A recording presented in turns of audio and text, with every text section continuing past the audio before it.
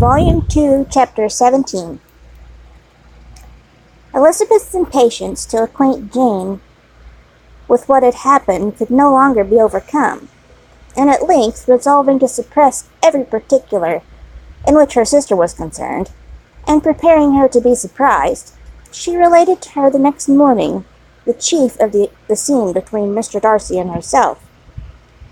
Miss Bennet's astonishment was soon lessened by the strong sisterly partiality which made any admiration of Elizabeth appear perfectly unnatural, and all surprise was shortly lost in other feelings. She was sorry that Mr. Darcy should have delivered his sentiment in a manner so little suited to recommend them, but still more was she grieved for the unhappiness with which her sister's refusal must have given him. His being so sure of succeeding was wrong, she said, and certainly ought not to have appeared. But consider how much it must increase his disappointment. Indeed, replied Elizabeth, I am heartily sorry for him, but he has other feelings which will probably soon drive away his regard for me. You do not blame me, however, for refusing him? Blame you? Oh, no. But you blame me for having spoken so warmly of Wickham. No, I do not know that you were wrong in saying what you did. But you will know it when I have told you what happened the very next day. She then spoke of the letter, repeating the whole of its contents as far as they were concerned of George Wickham. What a stroke was this for poor Jane, who would willingly have gone through the world without believing that so much wickedness existed in the whole race of mankind, as were her collected in one individual. Nor was Darcy's vindication, though grateful to her feelings, capable of consoling her for such discovery. Most earnestly did she labor to prove the probability of error, and seek to clear one without involving the other. This will not do, said Elizabeth. You never will be able to make both of them good for anything. Take your choice, but you must be satisfied with only one. There is but such a quantity of merit between them, just enough to make one good sort of man, and of late it has been shifting about pretty much. For my part, I am inclined to believe it all Mr. Darcy's, but you shall do as you choose. It was some time, however, before a smile could be extorted from Jane. I do not know when I have been more shocked, said she. Wickham so very bad, it is almost past belief. And poor Mr. Darcy. Dear Lizzie, only consider what he must have suffered. Such a disappointment, and with the knowledge of your ill opinion, too. And having to relate such a thing of his sister, it is really too distressing. I am sure you must feel it so. Oh, no, my regret and compassion are all done away by seeing you so full of both. I know you will do him such ample justice, that I am growing every moment more unconcerned and indifferent. Your profusion makes me saving, and if you lament over him much longer, my heart will be as light as a feather. Poor Wickham! There is such an expression of goodness in his countenance, such an openness and gentleness in his manner. There certainly was some great mismanagement in the education of those two young men. One has got all the goodness, and the other all the appearance of it. I never thought Mr. Darcy so deficient in the appearance of it as you used to do, and yet I mean to be uncommonly clever in taking so decided a dislike to him, without any reason. It is such a spur to one's genius, such an opening for wit to have dislike of that kind. One may be continually abusive without saying anything just, but one cannot be always laughing at a man without now and then stumbling on something witty. Lizzie, when you first read the letter, I am sure you could not treat the matter as you do now.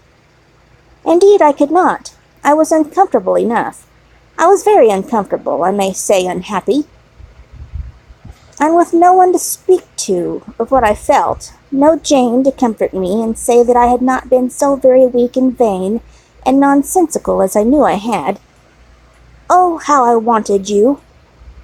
How unfortunate that you should have used such very strong expressions in speaking of Wickham to Mr. Darcy, for now they do appear wholly undeserved. Certainly, but the misfortune of speaking with bitterness is a most natural consequence of prejudices I had been encouraging. There is one point on which I want your advice. I want to be told whether I ought or ought not to make acquaintance in general, understand Wickham's character. Miss Bennet paused a little and then replied, Surely there can be no occasion for exposing him so dreadfully. What is your own opinion? That it not be attempted. Mr. Darcy has not authorized me to make his communication public. On the contrary, every particular relative to his sister was meant to be kept as much as possible to myself. And if I endeavor to undeceive people as to the rest of his conduct, who will believe me? The general prejudice against Mr. Darcy is so violent that it would be the death of half the good people in Meryton to attempt to place him in an amiable light. I am not equal to it. Wickham will soon be gone, and therefore it will not signify to anybody here what he really is. Some time hence it will be all found out, and then we may laugh at their stupidity in not knowing it before. At present I will say nothing about it. You are quite right. To have his errors made public might ruin him forever. He is now perhaps sorry for what he has done, and anxious to re-establish a character. We must not make him desperate. The tumult of Elizabeth's mind was allayed by this conversation. She had got rid of 2 of the secrets which had weighed on her for a fortnight, and was certain of a willing listener in Jane, whenever she might wish to talk again of either. But there was still something lurking behind, of which prudence forbade the disclosure. She dared not relate the other half of Mr. Darcy's letter, nor explain to her sister how sincerely she had been valued by his friend. Here was knowledge in which no one could partake, and she was sensible that nothing less than a perfect understanding between the parties could justify her in throwing off this last encumbrance of mystery.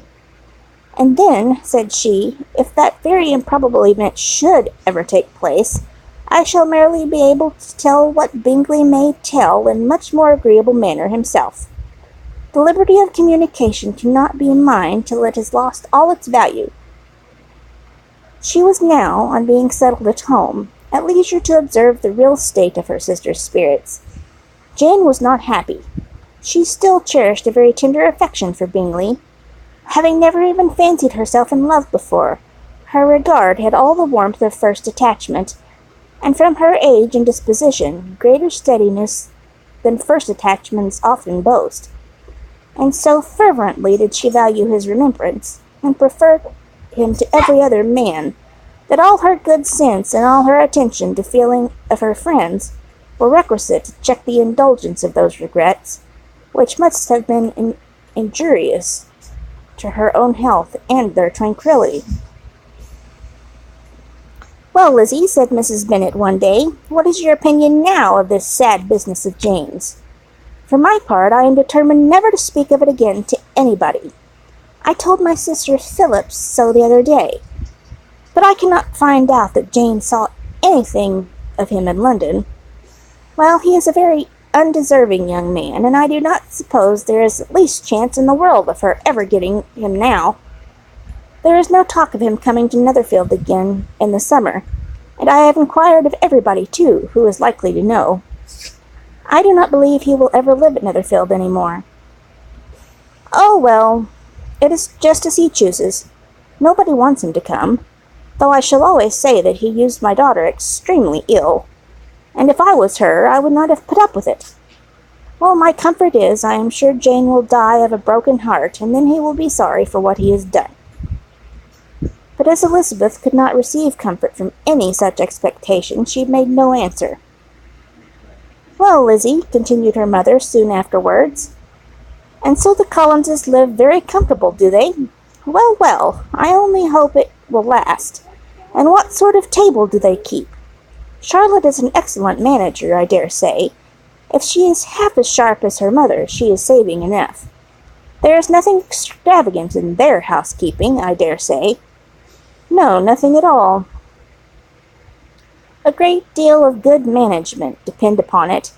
Yes, yes, they will take care not to outrun their income. They will never be distressed for money. Well, much good it may do them. And so I suppose they often talk of having Longbourn, when your father is dead. They look upon it quite as their own, I dare say, whenever that happens. It was a subject which they could not mention before me. No, it would have been strange if they had, but I make no doubt. They often talk of it between themselves. Well, if they can be easy with an estate that is not lawfully their own, so much the better.